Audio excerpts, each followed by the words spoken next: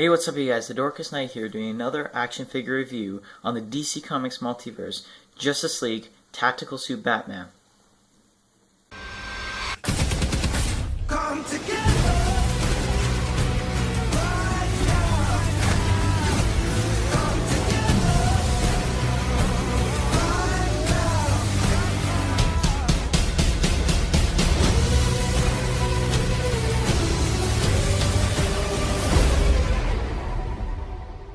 Taking a look at the packaging that this figure comes in, it's pretty similar to the Walmart exclusive Batman that we got.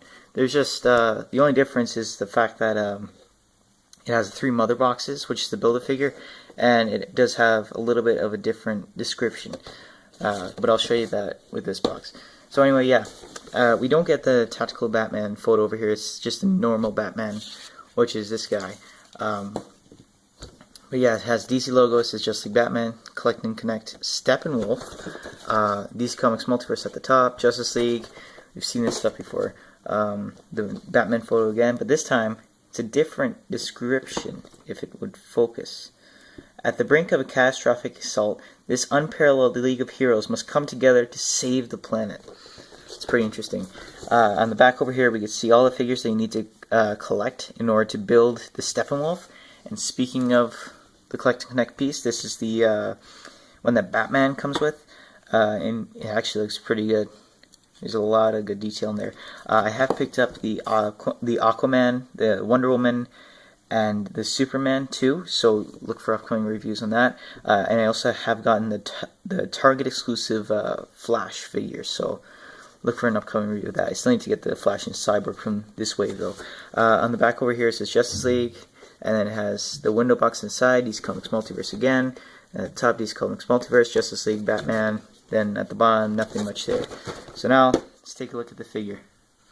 So here's Batman outside of the packaging, and this figure is basically the same exact one that we got from the Walmart wave, except it has more armored pieces built into it. One thing to note, the other one had a trigger finger, this one has both fists. But yeah, if we look at the head over here, has the goggles they would have in the movie, just like Night Owl that Zack Snyder created. So it's pretty good looking. On the back over here has little parts that build the cowl together. Look at the top over here. Focus. There we go. So yeah, the armor does have a little texture going out through it, so I really do like that. The Batman symbol has the little lines too, so it looks pretty neat. One thing I do wish though is that the cape came out over here, as it does look a little bit off, except you can see over here on the cowl you can't see the cape going along through there, so I like that. The other figure that we got did not have that, and I explained in his video that that's not very accurate, and I wish that they actually added the cape in there, but they did with this figure, which I do like. He is missing the gold piece that he has at the end of his cowl over here, the little silver piece, which is kind of missing.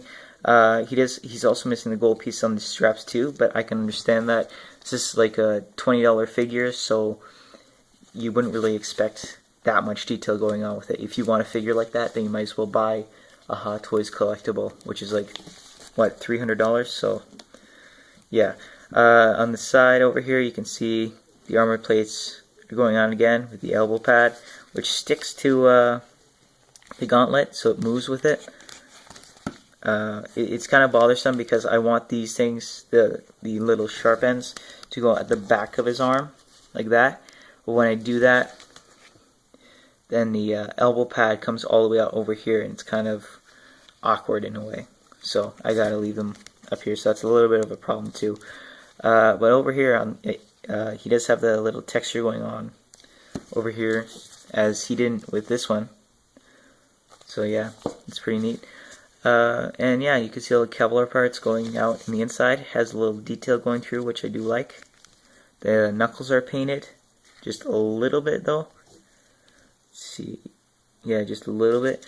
On the back over here, you just see the Kevlar going out through. Which isn't too bad. Looks pretty neat.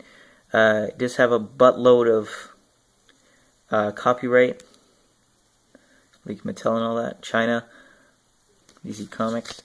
On the belt over here, it has a little bit of a brownish hue.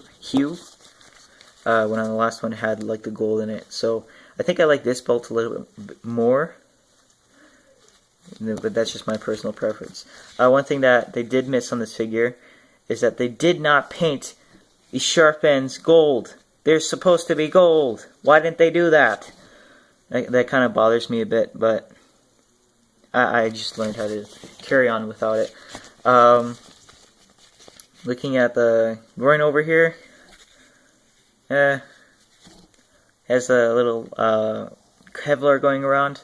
Again, has a little wrinkles and all that. The armor plates over here still has the same texture going through.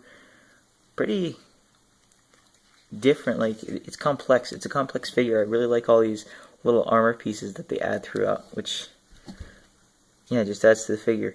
On the back over here, come on, focus. There you go.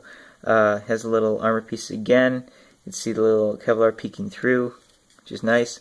And then he does have the little boots, which have the armor detail going along again. The knee pads don't have it, and the knee pads move with the boot, which kind of hides the joint area over there. And he does have a little bit of armor on the bottom of his toe with the gold shoehorn, which is nice. And then, he does have the little trends at the bottom with 2 peg holes at the bottom of his feet, so you can put this guy into a base.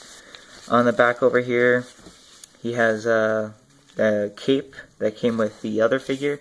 I'm starting to like this cape a little bit more, but one thing that I have to mention is that when I pull out of the packaging, it kind of left that line over there, which is not very attractive. So it's one thing to note when you're opening these guys up. But yeah, he does have a little bit of a different texture on the other side of the cape. And then he has like a little bit of like a speckled texture over there. So yeah, another thing to mention too, on this guy, he has a little bit of a different skin tone than he does on this figure. So yeah, that's about it. Let's get into his articulation. As far as articulation goes on this figure, his arms move out about that much, rotate forward, back, bicep swivel, single joint elbow, which isn't bending too far. He does have the wrist swivel. His head can move up that much, move down, move side to side, bit of head pivot. He does have the ab crunch that goes in about that much, goes back. He does have the waist swivel. His leg can kick out about that much, which is amazing. They fixed the problem with the last figure. He can also kick back very far, which I also do like. He has the gaping crotch pits, which I wish that they would change. He does have the little thigh swivel just above the knee. Knee bends in 90 degrees, and then the feet move down and up. So yeah, pretty. They've stepped up on their articulation just a bit. This guy over here, as you can see, his leg hardly even kicked up as much. Yeah, on this one, it kicks up a lot more. So I do like that they're trying to change that now, which I think is a good job, Mattel. Keep on doing it. But you need ankle pivot, though, because they are kind of hard to stand. But yeah, that's about it with this figure. He does stand just about 6.5 inches tall, so about the same as all the other Batman figures in the collection. Here's Tactical Batman next to the Walmart exclusive Ordinary Suit Batman. And out of these two, I mean, when I first saw the Tactical Suit Batman, I wasn't really a fan of it due to the goggles in there. I kind of went with this one a little bit more, but in terms of actually looking at the figure in hand right now, I think I like this one more, just because of how complex with all the armor pieces and all the little details in there. It looks very nice. So out of these two, I would say pick up this one if you want a Batman for your Justice League. Because this one comes with the Steppenwolf piece, which is freaking amazing. But this one only comes with the mother boxes pieces. But why not get all of them? Just complete the collection, right? But yeah, I think I like this one a little bit more. Here he's compared with Aquaman and Wonder Woman. And as you can see, Aquaman is standing the tall side of the bunch. So there's Batman in a pretty strong pose over here. This figure's pretty good. I have nothing much else to say. It could be better, but then again, it's a Multiverse figure, and it's only $20. If you were wanting to pay for a figure like this that had a lot more articulation and a lot more paint apps, then you would probably have to pay for one that's a little bit more expensive. But for the price, I think that I like this figure for the detail that's put inside of it. It's very nice. And if you are looking for a figure to get until the May Fix one comes out, then I would say pick up this guy for your photography and such. And for the hype of Justice League 2, as it is coming out in less than a month. Very excited. But yeah, this guy's pretty good. He has okay articulation, and I think it's pretty good for a $30, $20 figure. But anyway, guys, hope you guys enjoyed. Leave a comment down below. Tell me what you think of the figure and how it compares to the Walmart one. Which one would you buy? And yeah, I'll catch you guys later.